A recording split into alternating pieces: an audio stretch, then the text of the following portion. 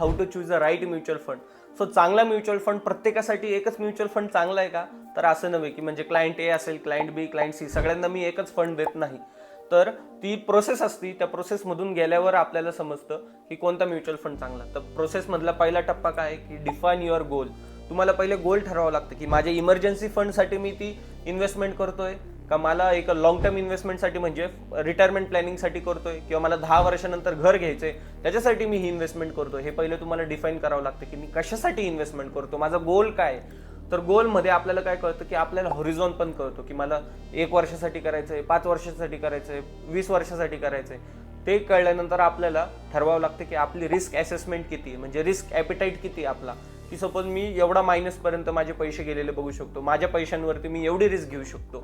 त्यानंतर आपली risk assessment केल्यानंतर आपल्याला कळतं की हायब्रिड फंडमध्ये जायचं, इक्विटी फंडमध्ये जायचं, डेप फंडमध्ये जायचं आपल्या रिस्क ॲपिटाईटनुसार.